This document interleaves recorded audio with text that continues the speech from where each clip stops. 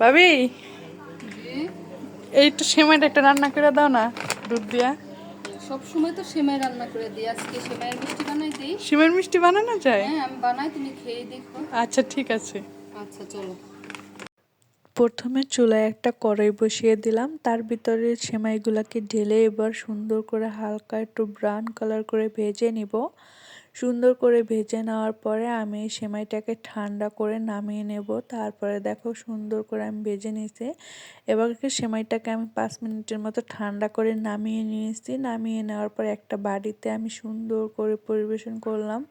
তারপরে এর ভিতরে 1 কাপ চিনি দিয়ে দিলাম, তারপরে 1 কাপ গুঁড়া দুধ দিয়ে দিলাম, তারপরে এখানে আগে থেকে 2টো ডিম আমি গুলিয়ে রেখেছিলাম এবং দুধ আর চিনিটাকে সেমাইয়ের সাথে ভালো করে মিক্স করে নিব। মিক্স করে নেওয়ার পরে এখানে আমি অল্প অল্প ডিম দিয়ে আমি সুন্দর করে রুটি বানাই, যেরকম ড্রো তৈরি করে ওরকম সুন্দর একটা ড্রো বানিয়ে নেব। তো সুন্দর করে একদম হাত দিয়ে ভালো করে মেখে নেব। তারপর রুটির যেরকম আটাটা আমরা মেখে নিই ওইরকম সুন্দর করে মেখে নিয়েছি। এখন এখানে একটা মুখ নিয়ে নিয়েছি, একটা সুন্দর একটা গোল শেপের একটা মুখ নিয়ে নিয়েছি। তো এখন গোল গোল করে আমি সুন্দর করে একই সাইজের মিষ্টিগুলোকে সুন্দর করে বানিয়ে নেব। তো সুন্দর করে মিষ্টিগুলোকে একই সাইজের বানিয়ে নিয়েছি আমি। দেখুন সবগুলো মিষ্টিগুলোকে একদম একই সাইজ হয়েছে, কোনোটা ছোট বড় হয় না। এখানে 1 কেজি দুধ আমি আগে থেকে জাল করে রেখেছিলাম, তার ভিতরে 2টো এলাচ দিয়ে দিলাম সুন্দর একটা ফ্লেভার আসার জন্য।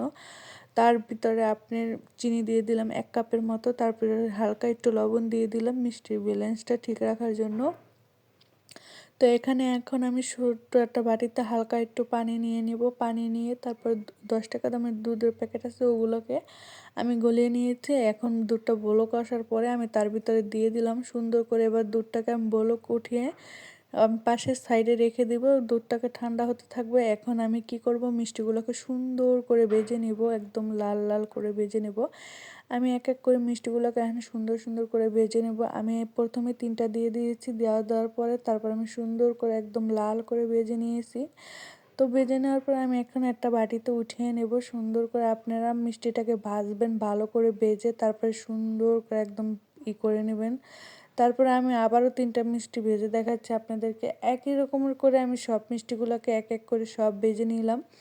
তো এই পর্যায়ে আমি মিষ্টিগুলোকে সুন্দর করে আবার একটা বাটিতে সাজিয়ে নেব। যেহেতু আমার কারেন্ট ছিল না তাই ভিডিওটা ওইরকমভাবে একটা গোলা গোলা দেখা যাচ্ছে। তো আমি তার ভিতরে যে আগে করে দুধগুলোকে জাল করে রাখার পরে এখন আমি এইটাকে আমি সুন্দর করে 1 ঘন্টার জন্য পরিবেশন করে রেখে দেব। তো আমি এই দুধটাকে কিন্তু ভেজলেও দুধটা খেয়ে